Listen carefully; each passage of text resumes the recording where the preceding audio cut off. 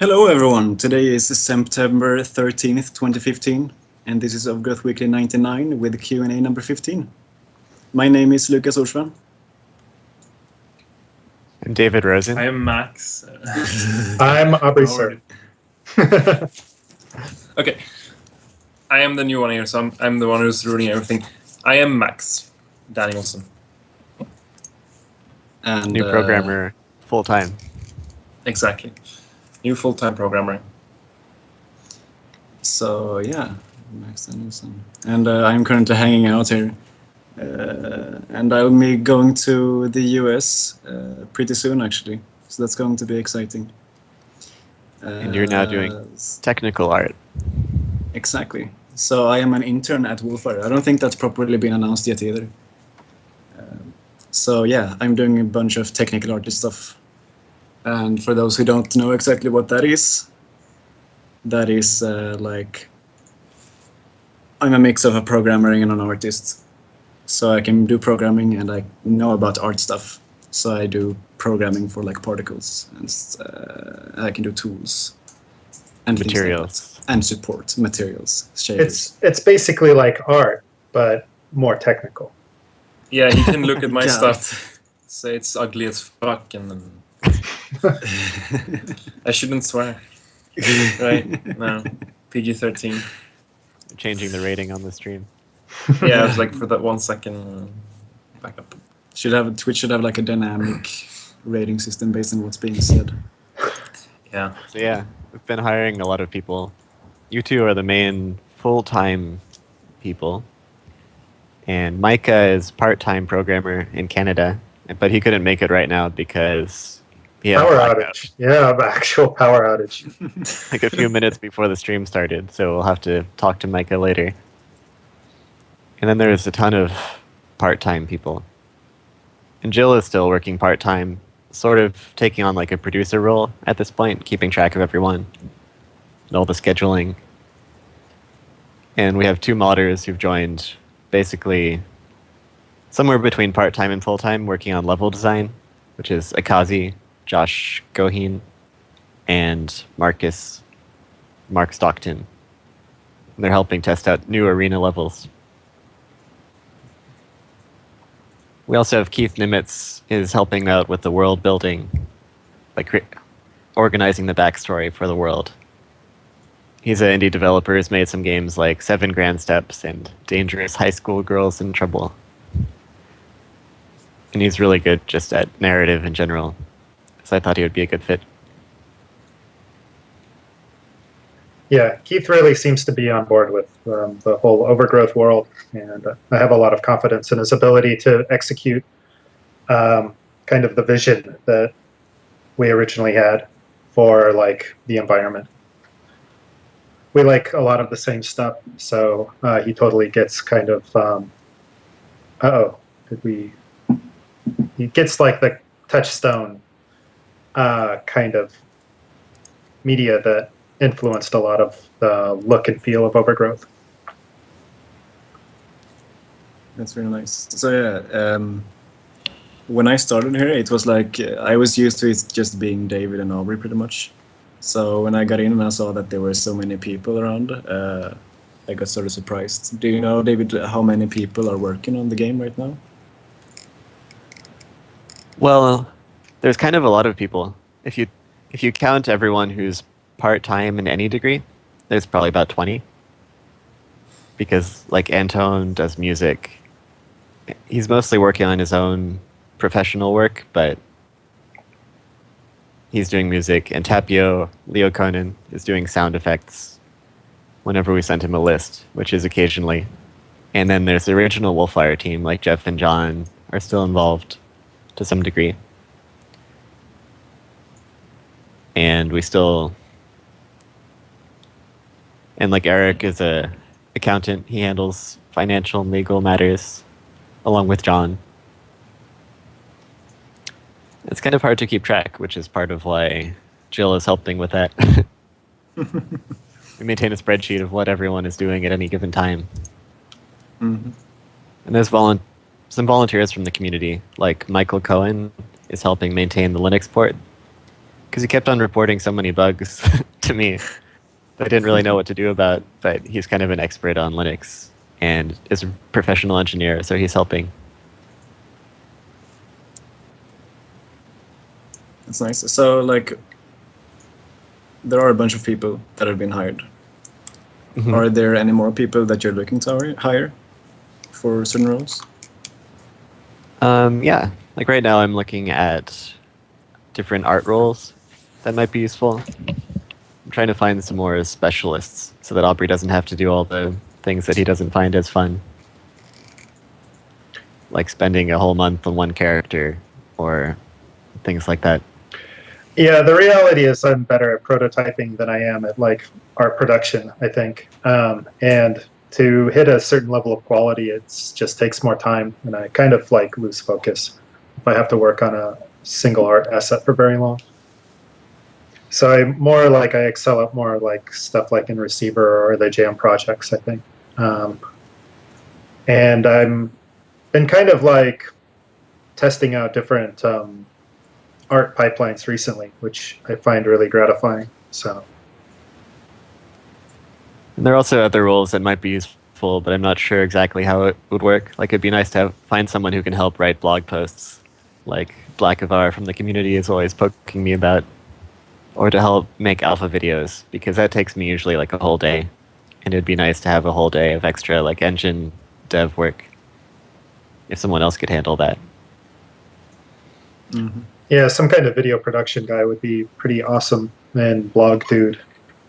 Like I guess community manager would be the name of that position. I'm not sure.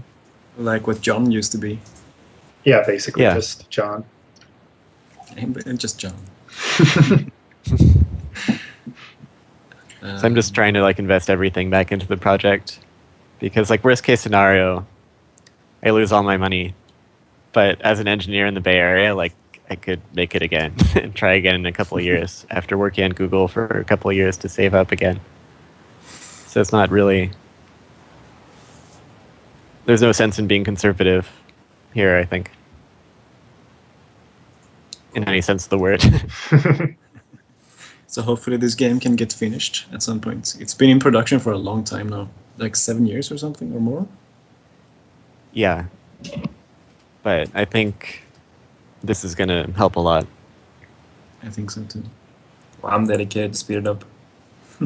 Yeah, seems like you've been doing a good job so far. Thanks, I'm trying. Still settling in a bit. So if anyone doesn't So, know, like yeah. Max is kind of helping with more technical engine programming to take on some of that, and fixed all of the like debug rendering that I hadn't got into yet with porting over to OpenGL 3.2 and re-implementing the nav mesh preview. So I'd like to unbreak all the stuff I broke for that with a new renderer before the A lot of next stuff official alpha. broke with the 2.1 to 3. Yeah. Went from legacy OpenGL to core profile. If that means Which is a anyone big to step. anyone watching. Yeah, That is- the debug draw looks totally awesome. By the way, I was super impressed with that. Thanks. I mean, the look is mostly Lukas' work, but I did build the underlying functional. I had to figure out recast. Yeah. This isn't something that people have seen, I think. Maybe we should just post an image of that. Yeah, there's images, so I don't know. Make sure we haven't kept that chat open. So yeah. Aubrey, can you look in see if you can find the images? Yeah, let's see what I got Through here. the general chat. So yeah, let's go through like what we've been working on a bit. Like you said, Max has been working on debug drawing, fixing the debug drawing so that works again, and I've been doing a bunch of different things. I've been updating the wiki so that modders and people who want to get into modding the game and people in general can more easily get into that. While at the same time I get to learn stuff, because in order to write something on the wiki I need to actually have done it and know how it works. So that means that I will be able to fill my role as support for the rest of the team and people who need help in the community too, which should be pretty nice. And also I've been working on weather effects, so I made like a rain weather effect and a snow weather effect. But I don't think anyone has scrolling. seen it except from me and Max yet, because Yeah, the particle system is also broken. yeah. But you were supposed to work on that now, right? Yeah, I am working on it right now. The past 2 days, I've been moving into an office, so that's taken a lot of time. But I am all set up now, so I should be able to work for real tomorrow. Nice. So that's pretty cool. And that's pretty much what I've been working on.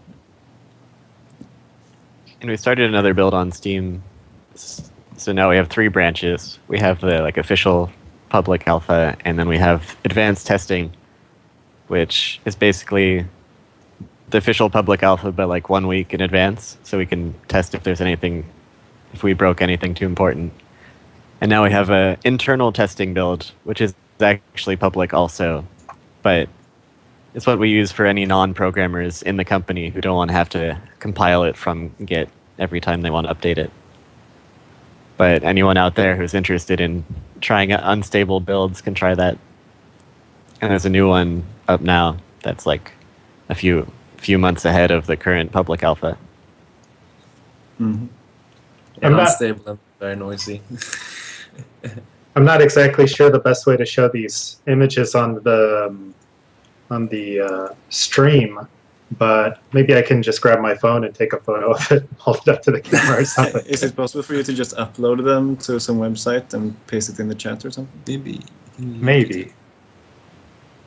Yeah. Imgur or something. Yeah. Everyone's saying that I Lukas would looks do it, just like but I already have so many IDubbbz now. windows up and I can check the stream.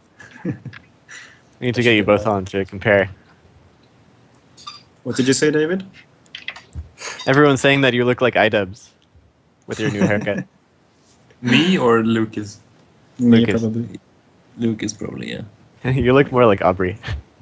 Yeah, yes. Maybe we're distant relatives. Yeah, probably. Most of my family did move to America like 100 years ago. This seems like this link should work. I'm not sure.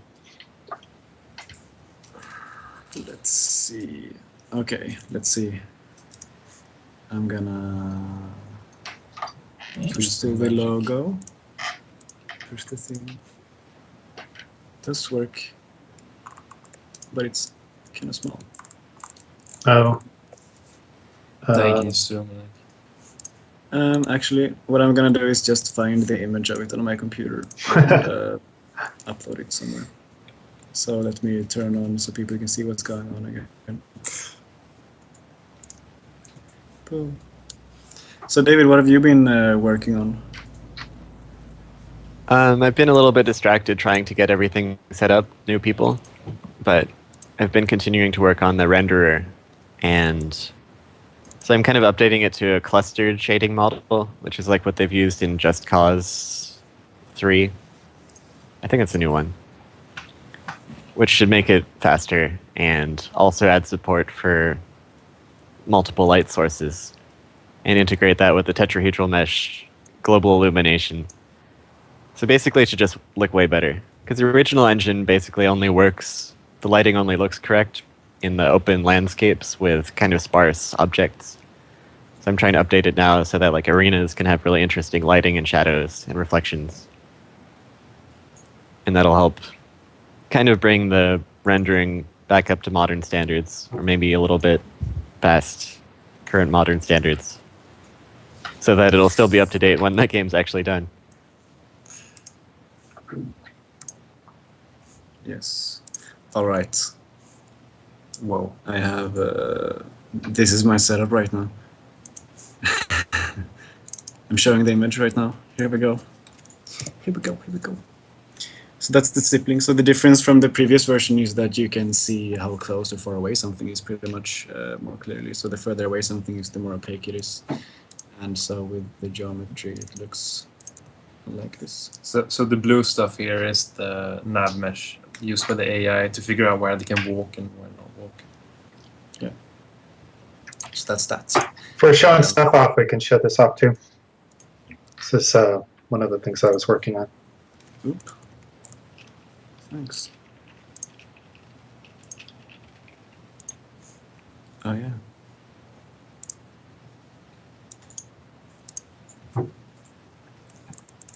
Akazi's currently working on getting it into the actual game, so seems to be making good progress on that. Yeah, he seemed to be getting pretty far with it. It looks really good in game too. Dogman. Getting there.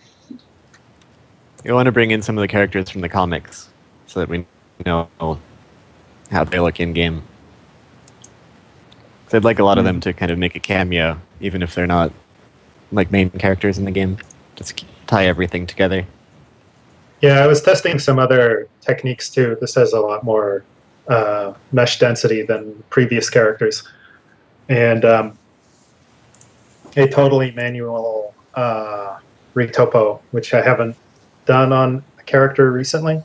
So just basically testing retopo techniques, but yeah, I think it's not perfect, but I think it's pretty decent. I saw your edge flom and it looked really nice.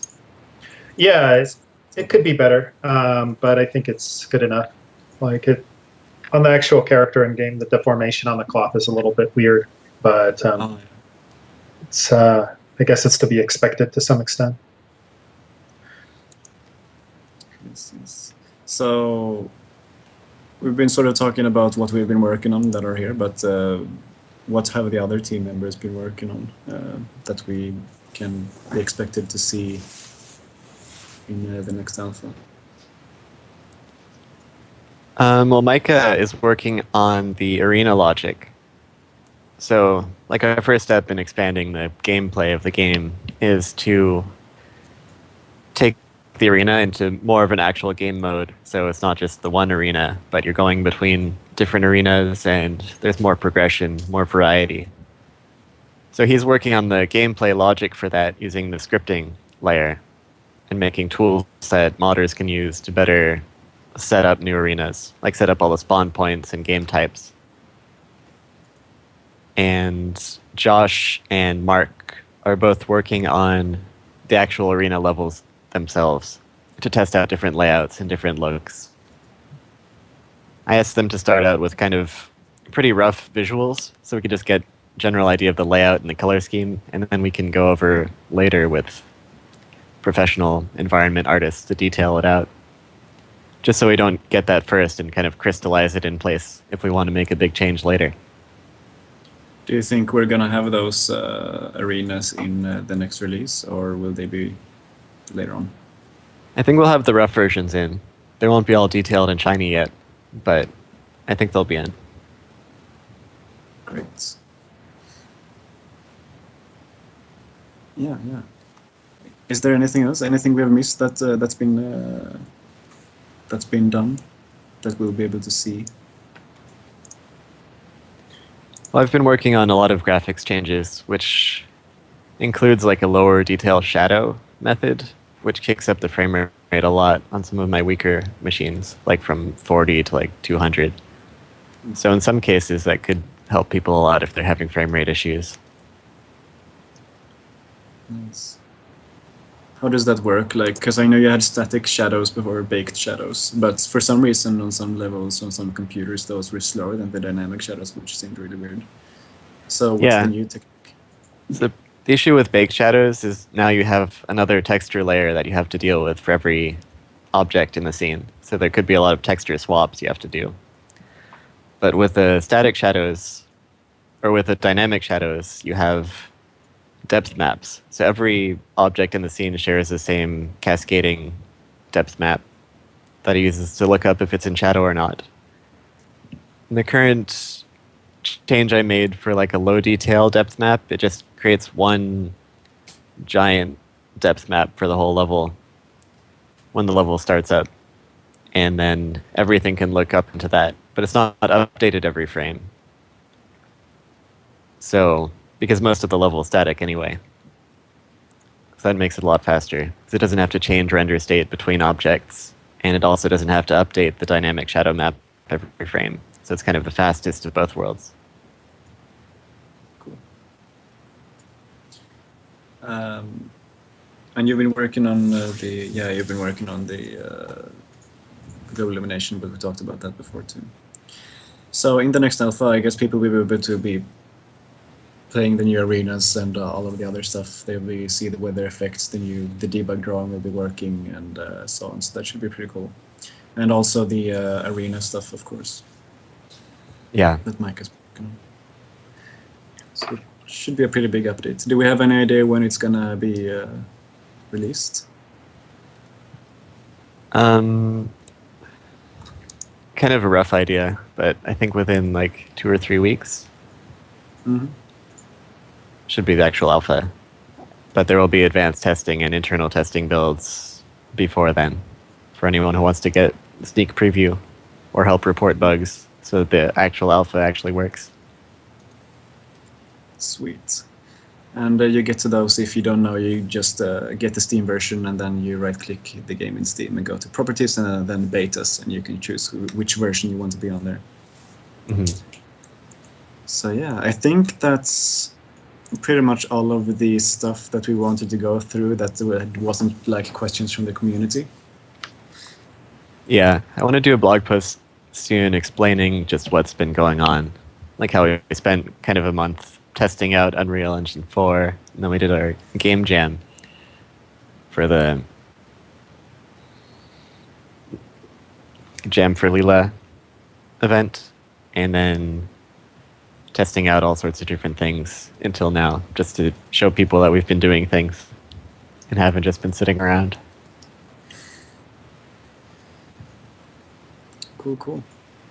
So yeah, hopefully new alpha pretty soon then, within a month. So let's jump into the community questions then, I suppose.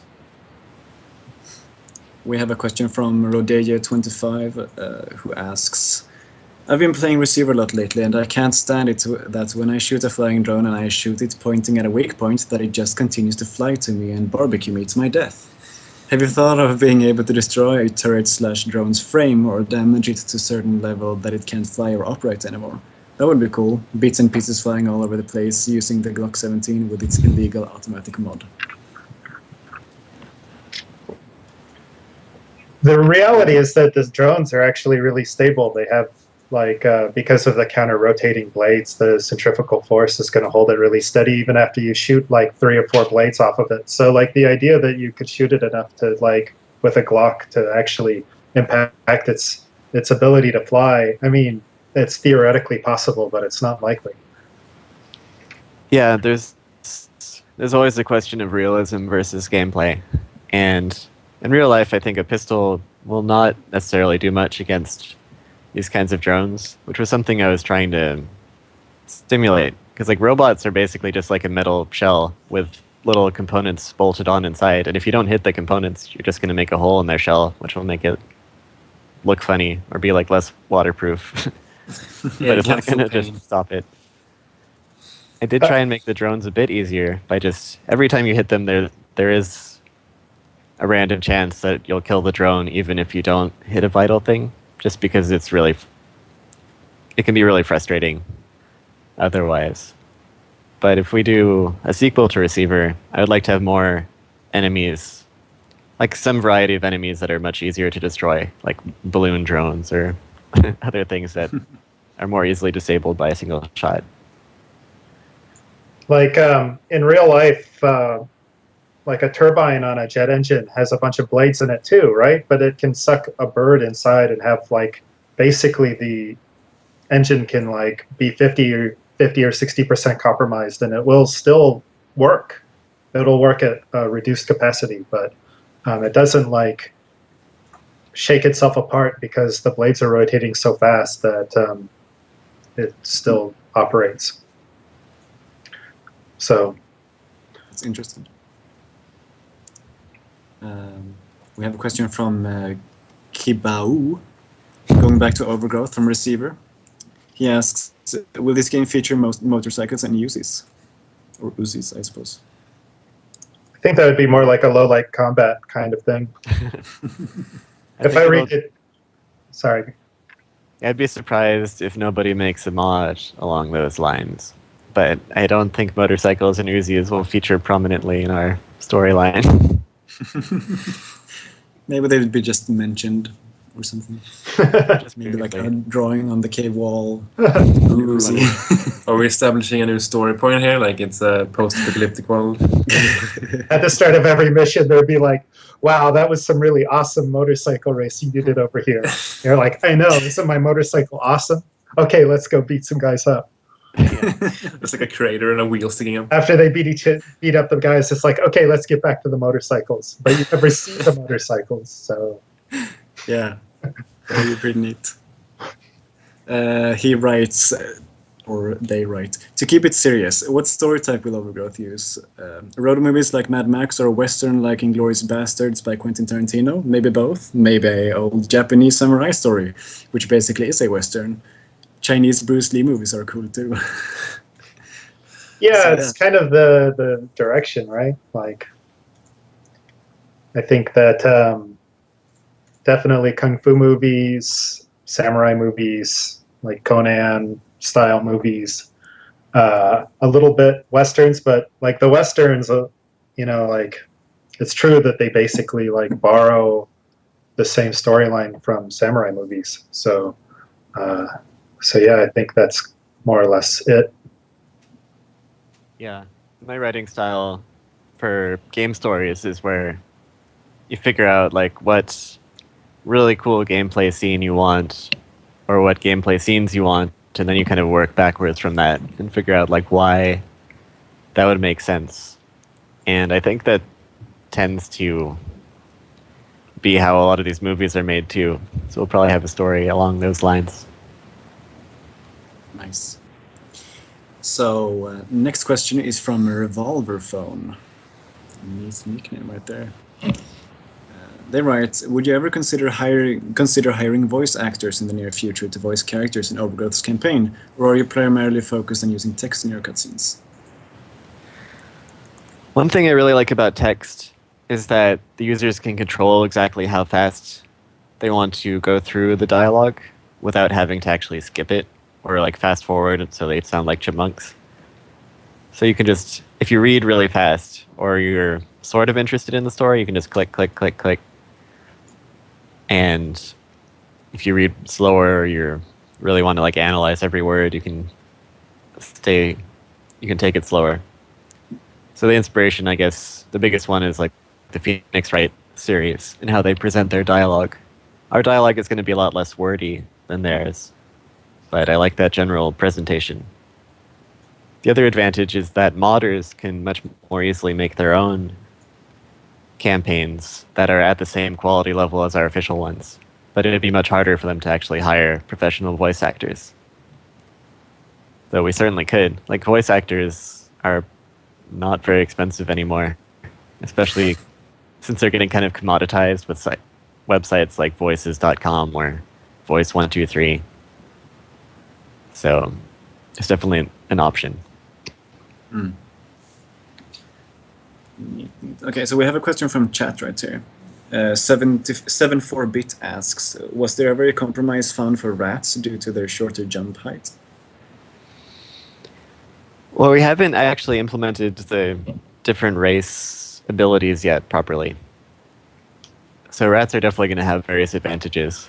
Like, for one thing, I think they'll fight in much larger groups and be more sneaky in general. So they might like surround you, and then the ones that you can't see will try and attack you from behind using piercing weapons and like jump on your back. But we haven't done that yet.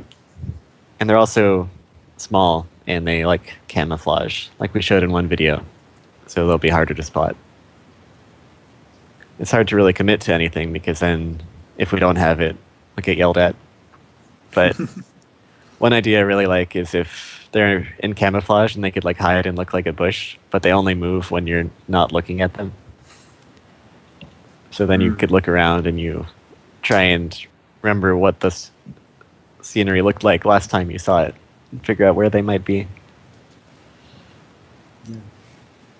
There's some interesting ideas. Someone asked, Black Musical Rabbit asked if there are any new differences between the races in general. Any new differences? I mean, Well, we haven't really added any gameplay differences in the game itself yet, except that like wolves are really strong and rabbits jump a lot higher. I'm not sure if we're going to have that done in the next alpha. It might still be mostly rabbits, but I definitely want to work on that soon. Sweet. Next answer is from Timbles, who answers, how satisfied is David with the current combat system? What are the things you'd like to change/improve? The biggest change... Well, I like the current rabbit versus rabbit unarmed combat. I'm pretty happy with that, how that is. The main difference I want is just more variety. Because like that encounter works well, but we just want a lot more to it, I think. So it's not always like that. Because you can kind of figure out that strategy pretty quickly. And I'd also like more variety between the different weapons and to balance that more. Because some of them, like right now, the short sword is just way better than anything else, except for the spear, just because it's all about attack speed right now. So I'd like to mix that up a lot more. Do you have any ideas for like how to make attack speed less important, I suppose?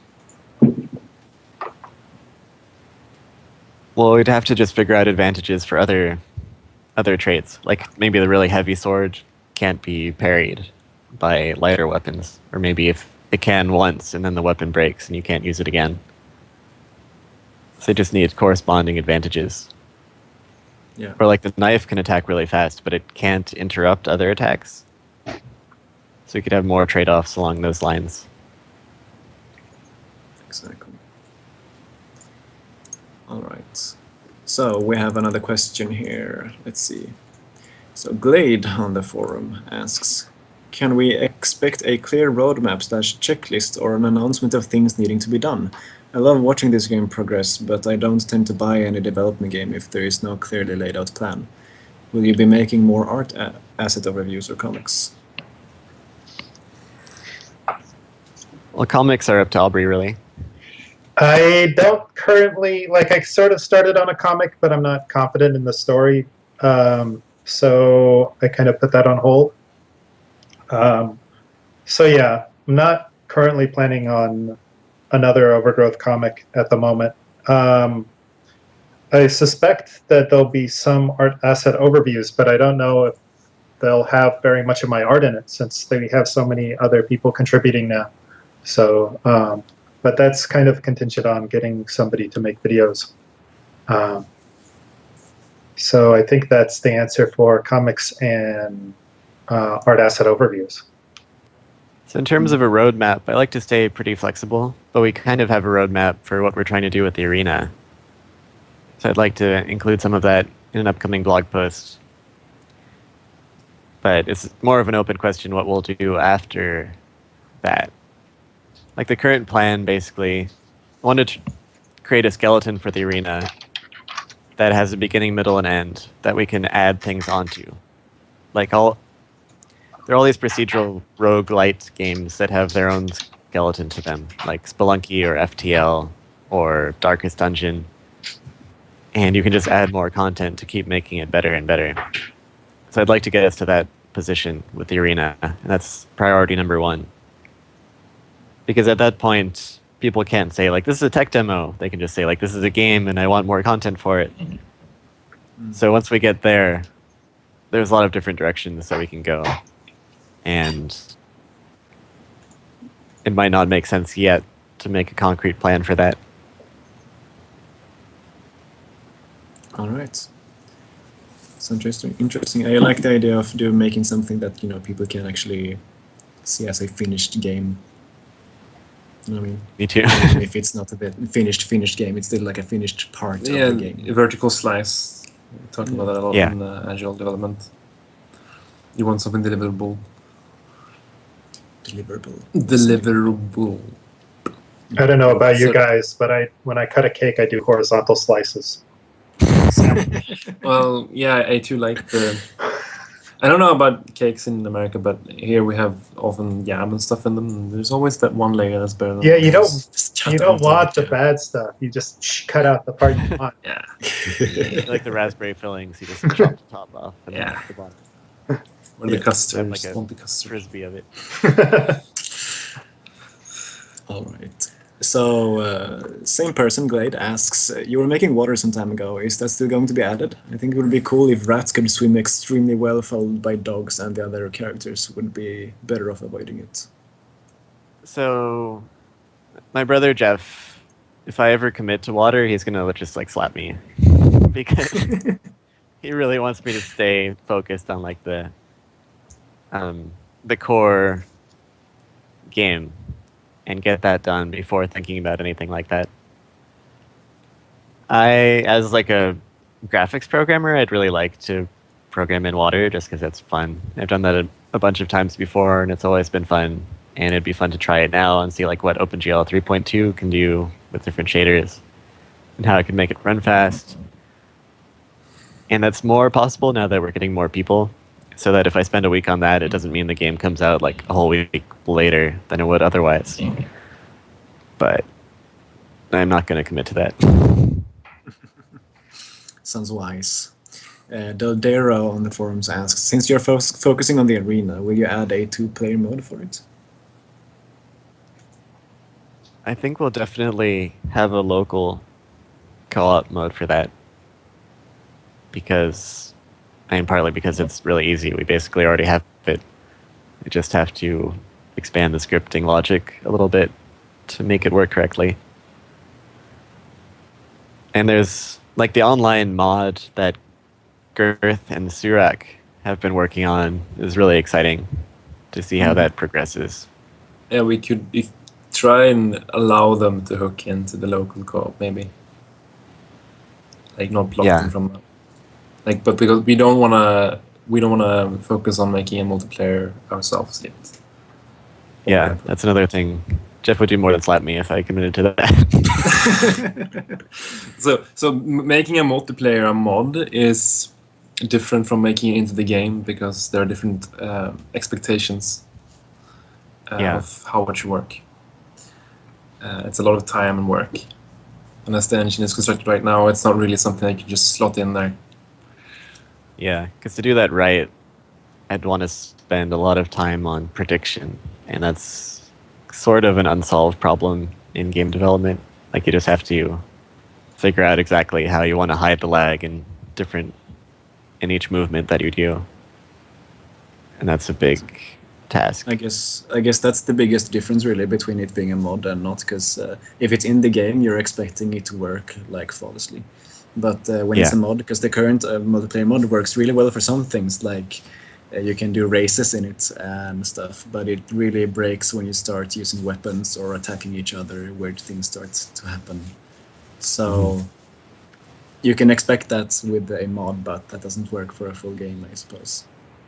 A lot of the kind of, I guess in Kickstarter terms, we have a lot of stretch goals.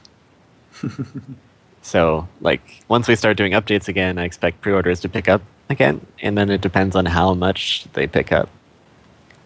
Like, if it gets really big, then I'm probably going to spend all the money that people put into it on the game. So if I can just hire experienced multiplayer programmers, then we can have multiplayer. If I can hire water programmers. Water. One guy for the water. Maybe one guy for nails. Yeah. Claw physics. Claw physics? So, like, my ideal job, I like working on random features. Like, I would like to be the guy who just goes in and makes, like, the slashing. Like, someone made this video about reviewing the Overgrowth gore mechanics. It had some good points, like the slash versus dripping blood is all the same effect right now. So if I could go in and fix that and then make like really good water and really good splashes, you could have like sheets of water that break into little droplets and then like sell that as middleware or something. That's the kind of thing I find most fun recently. But I can only do that if the game is actually being made without me. Mm-hmm. So he's holding the game hostage now. Make sure that more people buy the game, and we'll maybe. So new community. You have to do this for us. Nah, Not quite. not quite. I joke along. Don't take me serious. All right. So, I'm not sure. I'm looking through the chat to see if there's been any questions.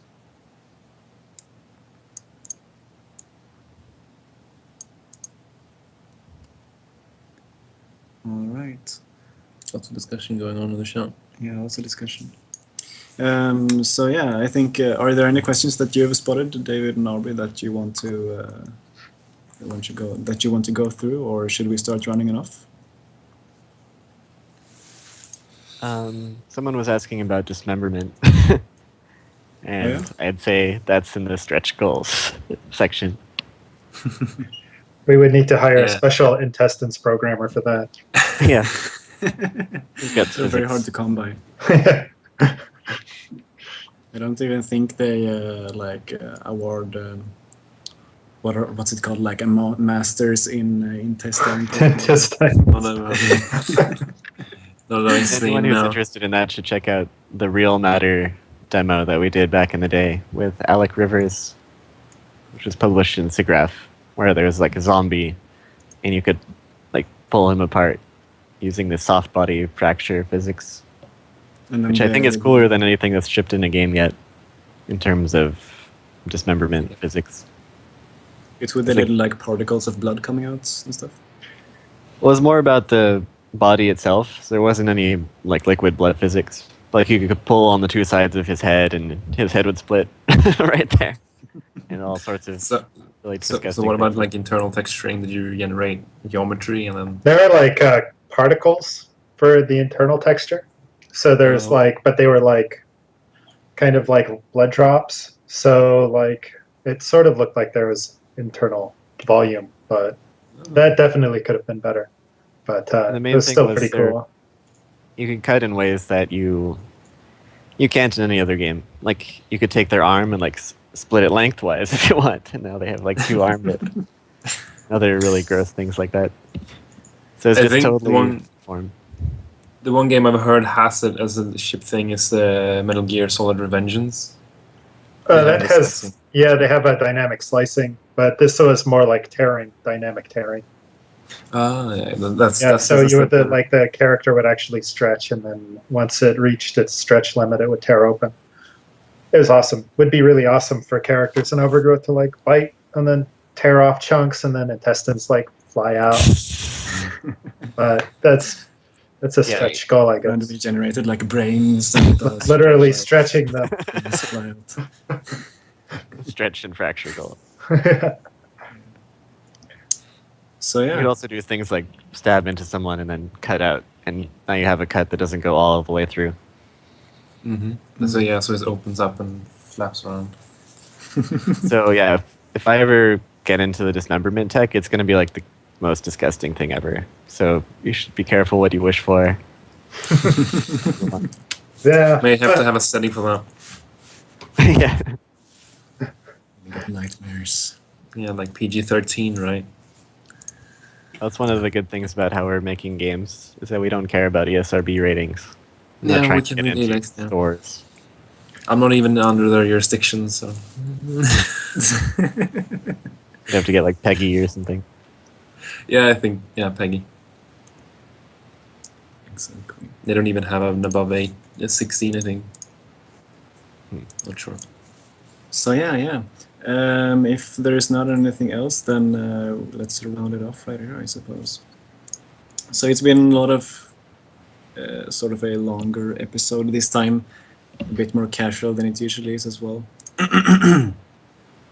And hopefully we can get some more people from the newly hired people on the show as well to